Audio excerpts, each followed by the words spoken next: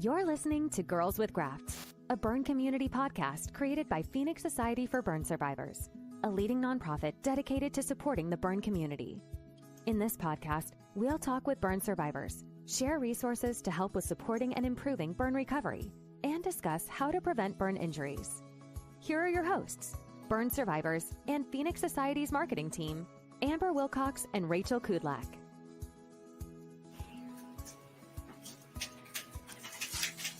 Hello and welcome back to Girls with Grafts. I am Rachel Kudlak, one of the hosts of the podcast, and I'm joined today by my lovely co-host Amber Wilcox. Hello again. Excited that we're making our way through season 4. That's crazy to me to believe that we've gone so far in this short amount of time. I hear a furry friend in your background coming to visit as well, Rachel. Yes, he's playing with all of his toys today, of course. Well, I miss him. Tell him I said hello. Yeah. Well, as we get started today, I would like to kick off by just letting you introduce today's podcast sponsor. So without further ado, let's get started. Yes. So today's podcast is powered by Gropper and Kneejet. Gropper and Kneejet is a personal injury firm with offices in New York and New Jersey. They take pride in fighting to achieve the best results for those who have suffered fractures, surgeries, amputations, severe burns, and other injuries. So our guest knows them very, very well because today we have on the lovely Dan Gropper. He is a burn survivor and quad amputee since December of 1989. He is a peer supporter for fellow survivors, speaks and gives demonstrations to PT and OT students, as well as doctors. He also sits on the Nassau County Advisory Board to help improve the lives of those physically challenged. He loves to travel, exercise, box, and plays golf, goes to concerts and games. So, Dan, thank you so much for joining us today. Oh, thank you. Thanks for having me. Yeah, good to be awesome. on. I was surprised that we haven't had you on yet. When Amber was saying how we're in season 4, it's like, I can't believe it's taken us this long to have you on. Takes a while to get me out there. He's a popular guy. That's right.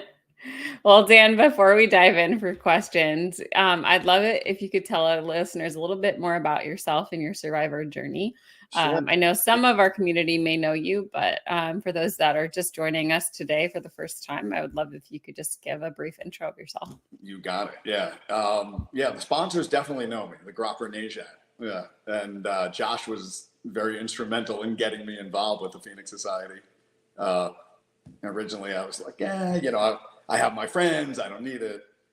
Like Rachel said, I was burned 1989, December of 89. So it was 34 years ago. Thought I wasn't going to make it. I was burned 78% of my body, quad amputee, bilateral above the knee and bilateral below elbow. So I'm moving right. It's going left. Yeah. For those watching. Yeah. It was a long process, a long grueling process with 6 months in the burn unit. Like I said, they were very touch and go, called family members, get down here quick, and he's not going to live very long. And here I am 34 years later. But it was, a lot of surgeries, and I'm sure a lot of people out there have gone through it too. And I don't know, maybe not to the extent I did, or maybe more than I did. It depends on the person. There's no injury too small for Gropper Nation. I had, a lot of my success I'd attribute to friends and family. They were there throughout. I mean, I was, like I said, I was there for 6 months. I had people up and down the hallway, supporting me. I had a friend who came every day. The nurses called him No Job Bob because he was there. This guy doesn't have a job. He's there every day. He was a bouncer at the time. Became a cop, but he was known as No Job Bob. 6 months and then a year in rehab, which was right outside the whole Nassau County Medical Center in Long Island. and 5th floor, and I went out the door and the rehab was on the same floor. So I didn't go very far. And I looked at the burn unit kind of as like my prison time. Like I did my time for 6 months, and then rehab was more of like a halfway house. You know, I get a little more freedom. I had some TV. I had TV there too. You know, it was yeah. And then I went to Hofstra afterwards. So that was part of the journey. And that, you know, that's my injury is part of the story. And I don't want to jump the gun if you have any more questions, you know, pertaining to this, but my story is really what you talked about, is about where I am now and what I've done and the fun that I have. You know, I have a great life. So people who are newly burned or, you know, in the early parts of their journey, oh, this is what was me. You know, I do the SOAR program. I talk to people, but I try to live my life as, hey, you know, I jumped out of an airplane. Like my mom said, who would jump out of a perfectly good airplane? Why would you do that? But I do stuff like that. I go to concerts, I go to sporting events, I travel, and I have fun. I have fun in life. Yeah, no, that's amazing. I mean, I'm sure when you were in, as you say, prison for 6 months and then the rehab for another year, that, you know, even the thought of going to a concert or golfing or, you know, exercising, traveling, those things probably seemed so far out of reality at the time. And I know that's one thing that the SOAR program does, and I know you do as well, is that there is hope, and your reality that you're living in right now isn't your reality for forever. Sure. Yeah. And people will say like, oh, you'll be able to drive. And I'm like, how will I be able to drive? I'm on my 5th van, and yeah, I can drive. Yep. Drive to Exactly. Florida. But you have to get that mindset of like, oh, I can do this. I can do that. You know, there's things I can't. Basketball, juggle. I can't juggle yet. But I'm working on it. Yes. Work in progress. Yeah. Well, I know you talk about, you know, your support system really helping you along, but I know just from knowing you that healing really came from some comedy and laughter and really putting that in your survivor journey. So can you tell us a little bit more about how you, one, learned to kind of use comedy and laughter, and then two, just how maybe others could incorporate that into their journeys as well? Sure. And that's what we did. At the World Burn Congress, we had a breakout session. And, you know, there were rooms that fit, I'd say 50, 60 people. And we had over 100 people at ours, it went really well. And I was surprised, you know, my brother Josh had thought about this for a while. He said, I have a way of putting people at ease. You know, when they first see me, it's like, oh, poor guy, amputee, oh, he's burned. The woe is me. And I'm, you know, my life is better than yours. Like, wait a second. Don't pity me, you know. So I'll cope with people like that. It's a coping mechanism. And we have a funny family. Josh is pretty funny. My dad is funny. My mom is funny and crazy. So they're great. And it was a good environment to grow up in. And, you know, I'll say stupid, like, do you need a hand? Yeah, I could use 2. You know, I used to be 6 feet. Now I'm 4 feet. I lost 2 feet. You know, just stuff like that to just either people feel at ease or more uncomfortable. Either way, I'm okay with it. So one of the things that my mom had asked me when my stepfather wasn't doing so well, she said, you know, what are your thoughts on cremation? I said, I tried it once. I didn't care for it. You know, so some of it's pretty dark, and people, but you have to have that, and it does put people at ease. It's a way of, you know, dealing with like the elephant in the room, so to speak. Yeah, and that's part of what we're trying to convey. And it's not, you don't have to be funny. You know, some people think I'm funny, some people don't. But it's a way of like, all right, if you're okay with your injury, then I'm okay, and then evens the playing field, so to speak. Yeah. Well, this isn't, you know, maybe a joke you say out loud, but one of my friends that I met at a burn camp, he had the tattoo crispy on him because he thought it can be funny. And he, like you said, it's kind of like it breaks the ice, Sure. You know, addresses the elephant in the room sometimes. Yeah. Like things are well done. No, hey, how was the burn camp? It was well done. It's rare. Took me a second, but I got there. Some people. Well, And some people. Dan, even before your injury, you were into comedy. Were you into comedy? Sorry, or was it something that like sprung as a result of your injury? Did you find yourself? I was voted wittiest in middle school. That's Well, there you go. Until now, that was my claim to fame. Now that I'm on Girls with Grafts, I've taken it to a whole new level. No, we have very funny friends. Yeah, that would be, if I did my own podcast, I'd like to invite some of the friends on there. They're all a little crazy. They're fun. But we have like I said, I have a funny family. I like to be around funny people. And I like comedy. I like to, Curb Your Enthusiasm, Seinfeld, Friends, like these great shows that, I use some lines from Seinfeld. They're not my lines, but some of it still applies and it's funny. Mm-hmm. So. Well, and I think, with comedy and laughter and using that, either to break the ice or just to give yourself a good laugh, when you're struggling. It's obviously not for everyone, but for those who do want to, maybe use this as part of their healing journey, what advice or tips do you have for them, Dan? Well, Josh always has the warning of, this might not be ready in your journey. And we have we did it for 2 years so far. And both times we had a psychologist on, like, dealing with what's going on behind the comedy. But Josh is very adamant about, hey, this might not be for you. And if it's not, it's okay to leave the podcast, the room, you're not ready to laugh. You're not ready in your journey. I was probably ready to laugh, 2 days out, but that's me. But yeah, it's up to the individual, really.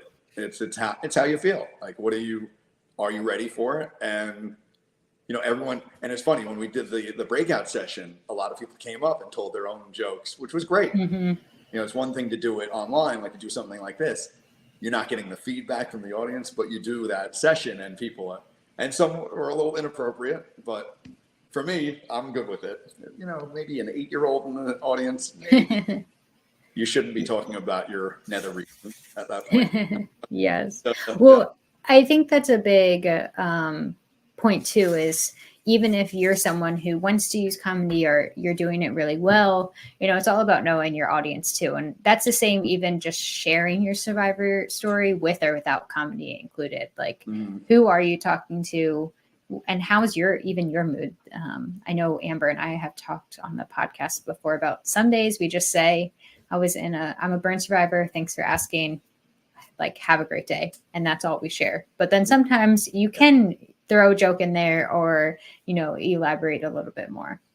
Yeah. And sometimes, and it depends on who's asking too. I'll get the drunk in the bar. Like, hey, what happened to you? And I'm like, what happened to me? What happened to you? Look at you, the way you're acting. Mm-hmm. But if it's somebody who comes up and hey, my cousin he was in a car accident. He's in a wheelchair. I'm just glad you're out. I'll tell him the truth, because I don't want to make fun at that point, because it's heartwarming and it's nice. But but I get a lot of those. So Dan, the drunk stumbling. Sorry, Amber. No, you're okay, Dan. So you actually hosted one of the sessions, like we said, at World Burn Congress. I'd love it if you could tell us for a moment a little bit more about that experience. I know you said it was a packed room, but aside from that, kind of what was that like presenting at World Burn Congress? We're going to put the links to that event in our show chat. So we'd love to learn a little bit more about that session and kind of what your experience at World Burn Congress was like. Yeah, it was received pretty well. And we kind of didn't know, because, like you said, we did it, but we didn't have an audience. And they were reluctant. And let me tell you, when Josh pitched it probably 8 years ago, they were like, I'm not so sure about this. And then he repitched it, and they still weren't sure. And then and we put it in such a way as to, we won't offend people, we promise, we'll do it. And then when we did it, and we had, like I said, we had a psychiatrist and a health professional. Amy Pakes is a friend, and she was a nurse, became the head nurse of the burn unit. And also Mickey Rothbauer is a psychologist, and she was involved, and she was looking at what was behind the scenes, and that was for the live session. And it was, like I said, people were interacting. It was, I mean, you know, I'm not a stand-up comedian because I can't stand up. No, I can stand up. I did my walking yesterday. Just the joke. For people who don't know all the ins and outs of you, they may be listening to this like, what is this guy saying right now? That's most of my life. I have most people who interact with me like, what are you talking about? I don't have to explain. But no, I mean, I got some laughter. It was amazing. I really felt like I was up on stage, doing stand-up. And it's just my stupid little jokes, my little, things like, whatever, 6 feet. I used to be 6 feet. Now I'm 4 feet. I lost 2 feet. I do that one. I did, hey, what happened to you? I was roasting marshmallows, the things we do for s'mores, stuff like that.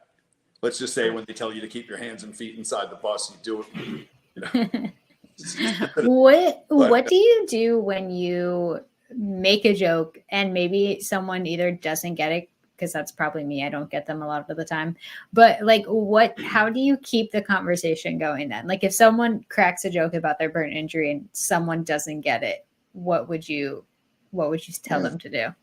Or what do you do? Yeah, you shrug your shoulders, you move on. Hey. Or you explain it, I guess you didn't get that one. A woman came up to me. She's like, "Oh, were you in a motorcycle accident?" And I said, "Yeah, I landed on all fours." That's just like you answer a stupid question with a stupid answer, and that becomes funny. Sometimes they don't get it, but it makes me laugh, and that's all that matters. But yeah, you move on to the next one. Yeah. If somebody doesn't get it, then on to the next joke. On to the next joke. the next bad joke. Yeah. Yeah. So you were presenting at the conference, but you had been to conferences before, of course. But what was it like for you to be the presenter? How did it feel to be giving back to the community in that way? Totally different, because I went to the first one we went to was in Baltimore, and like I said, my brother kind of not dragged me, but he convinced me to go, and I went. And I had some good interactions with people, but I didn't feel like I was part of it so much, because I was more of a, on the outside looking in, so to speak. I was listening to other people and what they had gone through. And my burn injury was long enough out to not feel that like I was getting a lot out of it, if that makes any sense. Like I wasn't learning stuff. But then I felt like, hey, maybe I could give back. And so it developed. And then Josh presented in Galveston. So I went to that one. And then New York, I did 3 of them. And still, kind of on the outside. And certain things came out of it. Like I did this Recognition Beyond Burn, the play on Burn Beyond Recognition. And it was a book and told our stories. And I did some lectures based on that, or help with lectures. I just feel like I'm a professor. I did a lecture at Harvard. Yeah, sure I did. No, you were a presenter, so you can say that. But doing this, I mean, you had so many people coming up afterwards and not realizing that they could laugh. Like I could make fun of myself. Like that's allowed. I'm like, yeah, it's allowed. Like, of course it is. I've been doing it for 30 years, making fun of myself, making fun of others. Yeah, it's not a bad thing to do, and it does. It makes people it eases the tension, and there is some benefit to it. Yeah. Well, Dan, I do want to switch gears a little bit, because I want to. So I know in the beginning you did advise that you are a quad amputee, and I imagine that comes with its challenges, right?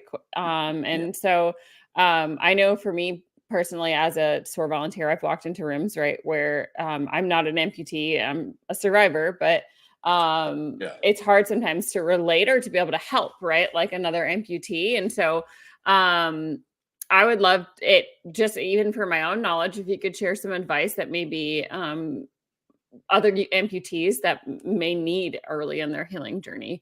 I'm sure, I know for me, like comedy or making joke of my injury didn't happen right off the bat, right? Especially somebody newer on in their injury. So what does that evolution look like for you? Like in the beginning, is there any advice you'd share with somebody who may be just dealing with this injury? And how did you kind of overcome or get to a point where you can laugh about it now? Yeah. And yeah, like you said, it's not only laughter. I mean, I tell my silly jokes and stuff, and that puts people at ease, but it's about, what can you do? And like, and for the most part, I'm dealing, like, they'll bring me in for a bilateral amputee or, a single amputation. It's like, that's a paper cut. To me, is one amputation. It's like scoop of vanilla, scoop of chocolate. Don't waste my time. But everyone has their own injury that they're dealing with. City Slickers, by the way, that's from, if you're not a movie person. So yeah, you tell them what they can do. And like, I've done this, and it's hard because you're really like, I hate to be like, oh, look at me, how great I am. But you have to show them what you can do and tell them, hey, if I'm doing this, you're going to be even better because you have a single amputation and you have so much, you have youth on your side. I'm 55. Don't act it. Hopefully I don't look it. But yeah, all the things that you can, like I was talking about with the driving. Like, oh, you're going to be able to drive. I'm going to be able to drive. No way. And when you tell people that you're going to be able to do this and that,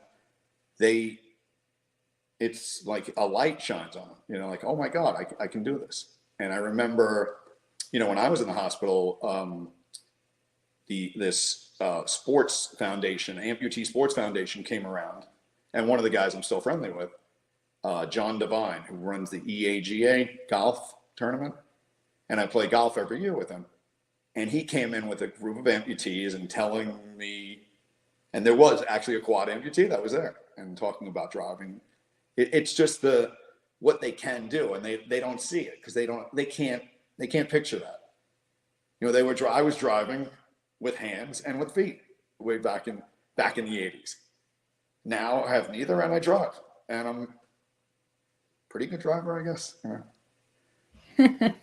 What was it like though, specifically? I mean, maybe with driving, because that is a skill, you had before, and then you had to relearn it and adjust. So just, can you tell us a little bit more of what that was like, how you, I guess, overcame that challenge, and what you would want others to know who are currently fighting those battles? Well, I do it with hand controls. So there's a grip, and everyone's different. The place that fixes my van, Busani in Bethpage, they adapt it to the individual person. So somebody could be paralyzed, could be an amputee, or for me specifically, I can, I had on my first 4 vans, I have these electronic EMC made these electronics, and you could automatically shift. So I didn't have to shift, and you press these buttons to start the van. Now it's all push start. I don't need this stuff for my new. I have a Toyota now, but so there's a V grip that comes out, and there's, like I said, all different things. So it's a V grip. I grab the hook with the right hook to steer, and with my left hook, I grab there's something that comes out. Do you want me to grab the hooks and show you a little bit, or is that? Do you have them? I have them, but they're in the other room. Yeah. I feel like I'd love to see them. That's really neat. Sure. Yeah. Give you a little demo. I love a demo. I was actually curious I didn't realize that he could drive. So when he said that earlier, it's like, oh, well, we definitely have to ask about this. To know more about, well, I'm just in general curious about how you navigate, right? Like working through challenges, because I know as somebody who's not an amputee, I can't imagine how you do have to, right, overcome some of this. And so driving is definitely fascinating. I should have brought my accoutrement in. So yeah. Oh my gosh, I love it. These are body powered, and I was telling somebody yesterday. I actually have a demonstration tomorrow for PT students. But I was at PT yesterday and showing them, like, why do you have the hands? And I started out with the myoelectric hands. So if you could try to see this on the inside of the socket, So I have these sockets that are custom made. Yep. Mm-hmm. If you can see inside. Yep. Yeah. Up is down, down is up. Can you see? Okay. So, Yep.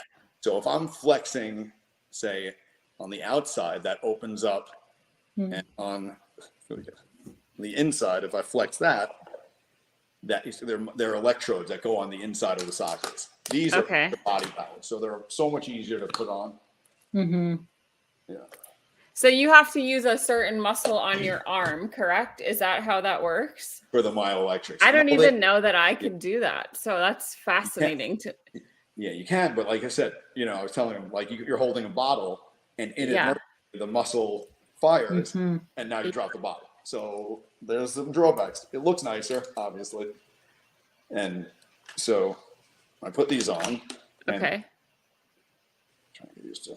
Okay, so yeah, like if I'm holding my left shoulder, I'm opening with the right, but I could hold it and not open it, depending on how the back is kind of flexed. Mm-hmm. Yeah. There we go. Did that take time for you? I mean, obviously it did, right? But how long did that take for you to learn? Like, because I know, like, it's confusing me just watching you do it, right? So I'm like, did you using with the left and the right? Yeah. No, like, but I'm like fascinated by the fact that like it works the way that it does. But was it like muscle memory, or did you feel like it took some time to kind of get used to? These are pretty easy to get used to, and I've been doing it for so many years now, so it seems so matter of fact. And then I tried to go back to the myoelectric hands. They've been improved. There have been improvements, and they can turn and twist, and these are still better. They're still better. Yeah. That's Can I ask why you don't wear them all the time? Because a lot of stuff I do without it. I don't, saying like holding a bottle. All right, I'll take them off. If I'm out, I'm grabbing a cheeseburger, or I'm doing it with this because I use. Do you find it easier doing it like that than with the hands? Well, with the hands or the hooks, you're talking? The hooks, sorry. Yeah, with the hooks, I mean, certain things like, I can't drive without it. Mm-hmm. I can't do some of my ADLs. I can't hold a fork without it. So, way back in the day, this guy, Friedman, was the head of physiatry, the rehab, big rehab guy. And he said, he'll have a leg for walking. He'll have legs for swimming. And my friend yelled out, "What about beer drinking legs?" The important things. Yeah. That's right. Yeah. I mean, the one thing he did say that was right. They're tools. So I use it as a tool. Do you need, I'll need a wrench for this. I need a hammer for this. So I'm grabbing a bottle. I don't need the hooks. Grabbing a fork. Yeah, I need the hooks. Dan, can I ask now, do you use a wheelchair, or have you also tried like prosthetics for your legs? So I have my regular legs that I wear every day. They're more comfortable. And then I have different types I have walking legs. So they're tighter, but they work better. And they have hydraulics, Geniums they're called. And they have Saints emblem on them. I'm a all-in Saints fan. But yeah, I did my walking yesterday. I did an hour and 6 minutes on the treadmill. Wow. Oh my gosh. Well, with the physio ball, I do leg press. So. And is there, again, same thing with the hooks or the hands, is there a preference like to when you use one or the other? Like, just out of curiosity. Well, the hands are in the garbage, so they're out of right. The hands are gone, but in terms of your legs, is there a preference for when you use one or over the other? Yeah, well, one is primarily for exercise, and I brought it down to New Orleans when I was watching a game, and it's funny. My friend was in the bathroom, and we went to see a Raiders game last year, and he said, "Oh my God, I'm gonna get my ass kicked." And this guy said, "No, I got you. You're not going to get your ass kicked. Don't worry about it." And then he said, "I'm with my friend. He's got the Saints prosthetics," and he described me. And he said, "I saw that guy in the hallway. I liked his energy." So he came over to us. Then we went to the after party. He had a tailgate, and now we keep in touch with this guy. And that's awesome. Yeah, that is awesome. Yeah. Well, I think that's helpful knowledge too, to know like how you use them. Because I think a lot of maybe amputees first injury, right? Like have Sure. learned or don't know how to use like prosthetics just yet. And so I think that experience is probably something they're curious about. Or I know someone like myself who doesn't know someone with a prosthetic, like is just curious, right? And I think that's probably why you get a lot of questions too, right? Of the curiosity of how you use your prosthetics. And, you know, like things that kind of shape your life. I remember we were moving from New Hampshire to California, and we were in a Denny's, Midwest somewhere. I don't know. So, and I see somebody wearing hooks. I'm not injured. I got injured when I was 21. So I'm, you know, oh my God, I'm in amazement. And this guy gave me a snarl. He was just didn't want to be bothered with me. I was like, well, that stayed with me. So I never want to be that guy, wherever that guy is now. I don't want to be the guy. If somebody asks me, hey, yeah, oh yeah, I'm the first kid on my block with these. Aren't these great? You know, like I try to be more positive about it, because the kids are just curious. They'll say whatever's on their mind, and you always see the mother like, don't say it. Like, oh, they're cringing, but the kid is like, could I ask you a question? Go ahead. What do you got? Well, it's funny because we just had on our last guest, Michelle, we talked about this too, of how burns, like we may be the first burn survivors that someone ever sees. And we want to have that positive energy and show them, you know, we are human. We're just like you. We just look a little different. So it's funny how that moment stayed with you. And now I love it that you're trying to be the opposite of that and bring that energy. I mean, clearly, if you made friends with some guy at a game and now look at you, you're still friends. So you had that positive. But Rachel, outlook. You bring up a good point too, because I think you said like the villains we know in the media, right? They are the survivors. They sometimes do have prosthetics or things of that nature. And so I think for a kid or even just anyone really, like, right, if I were negative and snarl like you mentioned, that only plays into the tropes of the media. So I do think that I appreciate you saying that, Dan, because I think that is something that we hear, right, of like, and it will continue to be written that way if we continue to have that negativity, that narrative, right? Captain Hook. That was literally what I was thinking about when you we had talked about this, of like, right, those hooks that you have. I'm sure jokes are said about the hooks as well, but we're not all bad. We're mostly bad, but we're not all bad. Right. And I think that's important that you do still have that positive smile personality, because we are representations of our own, differences. And so I think that is important that you continue that. Sure. We try. Yeah. We do. Yeah. One other question I kind of have related to the prosthetics too. And Dan, we may have talked about this before, but maybe it was with someone else that I had this conversation with. But what is it, I guess, like getting these types of resources? Like, I know insurance has to come into play, or like, how hard is it for you to get access to some of these things? So with the prosthetics, it's pretty easy. Not easy, but I guess there's a process that I've been dealing with the same company for a long time. I bounced around to a few different companies, and the one I settled on, Progressive O&P, which, if I do a podcast, that may be guests. So yes. That's on the table. They go through, it's how they write it and what's needed. And with wheelchair stuff, van is out of my pocket. So there's a ramp in my van. There used to be a lift, and like I said, the electronic controls. Which luckily, I have enough money to pay for this stuff, and a lot of people don't. So I feel, in a way, very fortunate that I can pay for this stuff. It's great. But yeah, it's some people who have to go through insurance and say, I go out of pocket for my wheelchair, this wheelchair. If I have to go through insurance, one, I probably wouldn't get the wheelchair that I have. It'd be a lesser model, and or the wait would be much longer. So yeah, there's a process that people have to go through that I feel fortunate I don't have to. Yeah. If there's a way to do it, but there's some, I'm on that board to help people with disabilities, and you hear some real horror stories about how these people have to, when they're dealing with these companies, it's like, oh. Mm-hmm.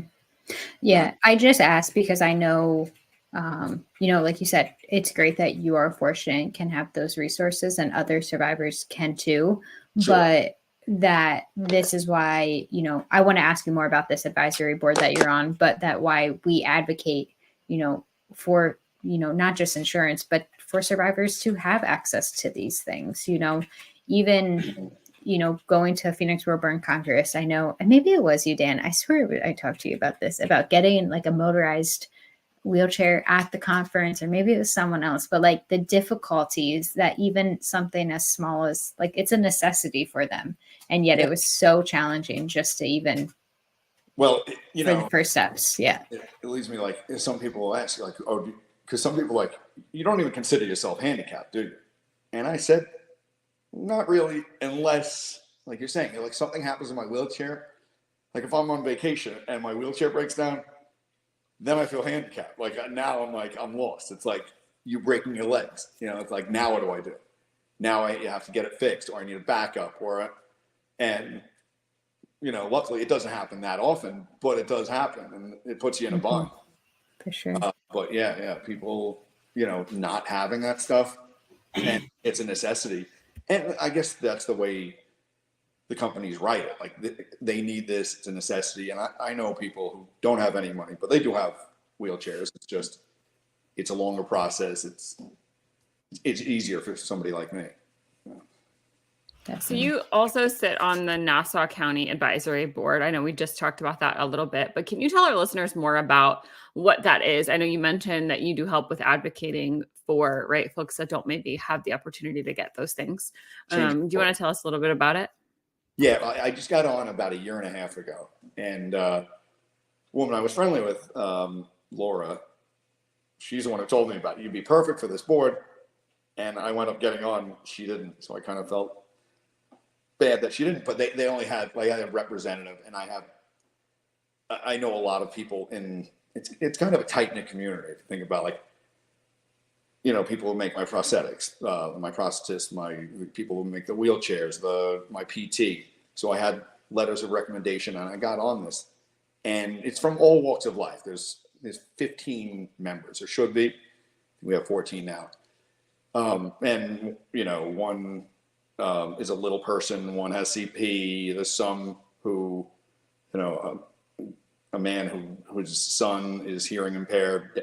So it's like, either they're disabled or they're advocating for somebody in their family that was disabled.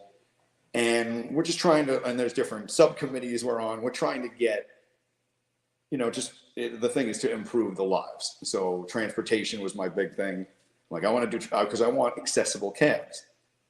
Like I have my van, but say my van is broken down. I want to go to the movies, or I want to go to dinner, and I can't because I have no way of getting there. Like, Able Ride in the city is good. Able and Uber. Able Ride is it.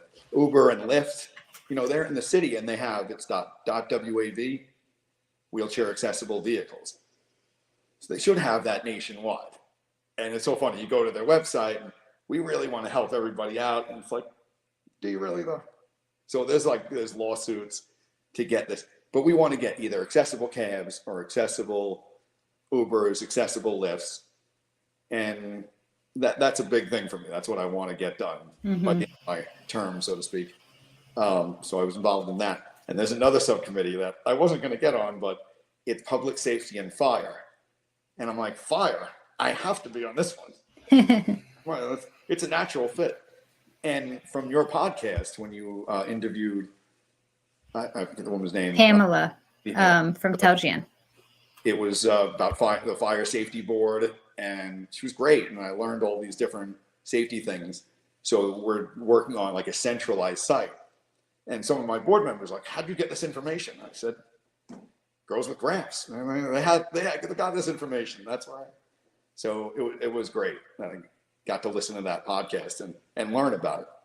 and learn how to keep those people safe and all the different products that are out there. Well, not promoting products, but we're promoting, you need a fire alarm. You need maybe indoor sprinklers, stuff that could save lives. So, for sure. So, we'll link that in our show notes for sure, because that wasn't a great episode. Yeah, it's super helpful. And always, now that I'm educated on those things, I find myself like walking into buildings going like, oh my gosh, do they have what they're supposed to have in here? Sure. And I was saying you have to change your smoke detector every or look at the batteries every couple of months. And I'm like, does anybody? And obviously, the three of us should be more diligent than but still probably don't do it as much as we should, right?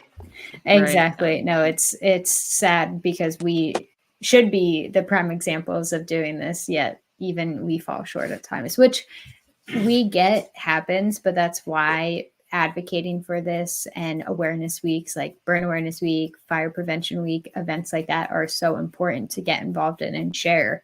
It's just helpful reminders, just like little things of checking your smoke detectors. Yeah. But that's amazing. I'm glad that you were part of that board. I mean, imagine if every county had a board like this and there was a burn survivor or amputee or someone like that on those committees. Imagine how much more we could get done. So I'm excited to learn more over your term and see what you accomplish. It's a slow process, and sometimes for sure. get frustrated, but it's the government. Let's get this done. And the wheels move very slowly, but we meet with the county executive every 3 months and the deputy county executive. He's saying all the right things, and he's a really nice guy. So we're taking him at his word that he's going to do, and he's already done some stuff for us. We've improved what I said before, Able Ride paratransit is for people who don't have cars and they weren't going to where they should. And, obviously we're asking for stuff that costs money. And it costs a lot more money than you'd think. Like, wow, you're not talking $30, we're talking in millions of dollars. But for this whole budget, it's like if you're adding something, then you're taking away from something else, right? So that you have a little more respect for these politicians. I'm sure most people don't have, especially these days, respect for politicians, but they have to make tough choices. For sure. And everyone, I get it. It's a balancing act and everyone wants their priorities to be the biggest priority. So it's all baby steps. Like you said, I can imagine it's a slow process. I know even with some of the legislation work we've done, it's not a quick overnight thing, but what matters is that we're all trying to take a next step forward and make even those small changes. So that's exciting. Like I said, I'm excited to keep up with that and learn more. So you'll definitely have to keep us in the loop of some of those changes. Yeah. I'd say like 98% of what I do is selfish. I take, and then 2% I give back. I don't feel so bad. Well, you're giving back. So that's what matters. A little bit. Yeah. Well, I know we are coming up here on our time, and Amber and I do have our two final questions we have to ask you. But before we get there, is there anything else you definitely want to share with us? I know there's probably so many other things that we could talk about for sure. We could talk about movies, TV. Well, I'm not a movie pro. You can ask anyone. I do not know movies. Not. So Rachel and I only like reality TV. Yes. Here, so unfortunately, you're not in the right company, Dan. Well, I watch Jersey Shore, so that's my. I do watch Jersey Shore myself. I will tell you that. So I will. I continue to watch it. So, and they're from your area, correct? Yeah, well, New York, but I go through the Jersey Shore to get to Atlantic City. I just started watching the new Long Island Medium as well. I know she's from your neck of the woods as well. Do you know about this Long Island Medium we talked about? I know of her. What's her name? Teresa Caputo. She's coming out with she had a new show, and I love that kind of thing. On reality TV, Rachel knows it gets me every time. So I know people that have seen her and they were very impressed with what she did. So From what I hear, yes, is about her big hair. I don't think everyone in Long Island has large hair like she does, but I may be wrong. Back in the 80s. If you were here in the 80s. Back in the 80s. Not anymore, but she kept it going. Oceanside High School, a lot of hair. That's right. Right. Let me tell you. But yes, I'm very much into the reality TV. So, and as is Rachel, Dan. So we can't relate to your movies, but yeah, Jersey Shore. That's the only. I'll throw that out. Do you watch the latest, The Family Vacation? I do. I hate to admit it. I'm guilty. Yes, I don't like to. I lose some brain cells when I admit it, but it is a very, very guilty pleasure of mine. So I have a home theater here where I watch the TV that I want, that I'm really interested in, and then I have TV because I watch TV, helps me go to bed. Mm-hmm. So that's one of the shows that puts me to sleep. That's your fall asleep. Fall asleep show. Yes. It's an interesting fall asleep show, Dan, but more power to you. It's fun. But fun is correct. Yeah, yes. Yeah. As we close out, any last final thoughts for us, Dan? Well, there's still a thought about me doing a podcast. So I'd love to pick your brain off camera, on camera, and just see what you thought about different episodes, maybe some different ideas that I had. Getting the healing power of laughter. I was thinking for the initial episode, maybe getting them together and talk about that and what we tried to accomplish and where we go from here. Do something like that and get physical therapists, maybe my prosthetist for other episodes. And I have guys, some of my knucklehead friends are FDNY guys, so I could have them on.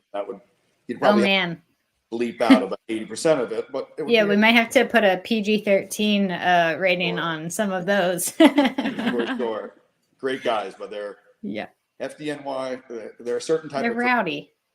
And then these guys are football players on top of being FDNY, so that puts it there's 2 and 11. Amplifies it. Yeah. Quite a bit. Well, sure. I know the podcasts have some, like Rachel said, PG-13 ratings. You have to say this is not allowed for kids. So you just may have to throw that out there. Sure. Well, we can also do, you can do some like movie reviews, and Amber and I can throw in some reality TV reviews. And sure, we get some more. I'd be more than happy to come talk about Jersey Shore. I have my favorites as well. So I'm from up north originally. So. You come on my podcast. I came on yours. You come on mine. If that there you go. That does happen. Yeah. You guys keep talking about Jersey Shore. Maybe you get one of those folks come on. Can you imagine? Right. Yeah. I'm sure that home was not up to proper fire safety, but I will tell you, Dan, you will laugh, but I was a big fan of Mike the Situation, and so there is a photo of me in my and it's one of my favorite like survivor photos. There's a photo of me in my burn clinic, and I'm wearing a Mike the Situation. The comeback is better than the setback, which I felt like was fitting, and I'm like in my burn garments, like wrapped up. But that is a Jersey Shore quote. I will put it out there to the world. So if you ever see that photo, I am a little bit of a Jersey Shore fan, which is why I had that shirt on. So he's come a long way, because he was a complete knucklehead. Now he has come a long way. Yes. And so I felt like that quote was a little bit fitting. So I had actually worn that shirt. I want to say it was one of the days where I had like gotten some dressings off and was feeling empowered that day. And so I do think that was a good mantra. Yeah, for sure. Okay. But it is a nod to Jersey Shore, so I'll throw that out there. We got to go down to Seaside Heights. That's right. I have been down that way before. Beat, as I said. Yeah, that's right. Yeah. Well, Dan, it's been a pleasure to have you on today. But as at the end of our episode, we always ask 2 final questions of all of our guests. And this season, the question that we have for you is, what is something that you want caregivers or loved ones of survivors to know? And maybe it's comedy related today, but what is something you want to encourage our audience of caregivers and loved ones to find out? Just how important they are. I think I said it before, where I was in the burn unit, and just the fact that knowing they were there. And I remember some of the nurses in the burn unit said, they're here now. These people but eventually he's going to lose all his friends. Get a little choked up. And now my friends are still my friends. So, they never did leave. So, that's knowing that they're just there for you. Mm-hmm. Yeah, that's a tough thing to hear from anyone. So yeah. Probably, I guess if they're saying that, you don't know me or you don't know my friends. And I remember, so I know we're running out of time, but there were 2 schools middle schools in my town. My brother went to one where all the lawyers and doctors, they all became lawyers and doctors, and I went to the one where they were all firemen and cops and the regular guys. And my dad didn't understand why my friends were my friends until that happened. He was like, "Now I get it." Mm-hmm. Mm-hmm. So, yeah. Well, you learn who your friends really are for sure after traumatic events. Yeah, and made some new friends, but mostly I can't get new friends. I'm trying to get rid of them now. We won't tell them that. Yeah. That's when you have a good support system. It's when they're there through thick and thin. So just like you would be for them, I'm sure. Absolutely. Yeah. Yeah. Well, thank you for sharing that. But our final question, so it's our Phoenix partner question, which today is not sponsored by Gropper and Nijet, a personal injury law firm helping survivors and others to get the financial representation they deserve. And for those listening, Josh is Dan's brother. I don't know if we really talked about, I know you mentioned it, but just in case you're wondering, that's how they are connected. So what is one thing that always brings a smile to your face, no matter how tough your day has been? My doggy. Yeah. Seeing my dog hugging him, it's always good. We laugh because everyone has said their dog. And yes, I have a feeling that's going to be everyone's answer if they have a dog. I've had some tough history with the dog behind me passed away and another dog. So it was like, do I get another dog? Is it, it's heartbreaking when the dog, obviously they don't live as long as you want them to live. Mm-hmm. As crazy as this guy is, always, he's happy to see me. And what is your dog's name? Rascal. That's right. You mentioned that. I know before the podcast started, you told me there was a nickname for Rascal. What was it? Harascal. Yes. Harassing people. Well, dogs bring lots of love in various different ways, but certainly can always put a smile on our faces. So it's amazing. Yes. Well, thank you so much, Dan, for joining us today. It was great having you on the podcast. Thanks for having me. Yeah. And like we said, we'll make sure we have all of those links in our show's description if you want to watch the Healing Power of Comedy sessions. So it was like Healing Power of Comedy, then Healing Power of Laughter. So we'll get both of them in there. Don't worry. They'll both be in there for sure. Well, thanks again, Dan. We really appreciate it. Thank you, girls. Bye. Get it. Take care. Bye-bye. Bye.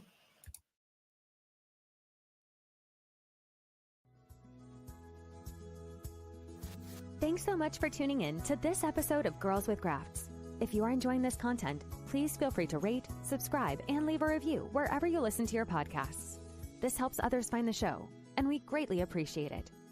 Thanks again for listening, and we'll catch you in the next episode.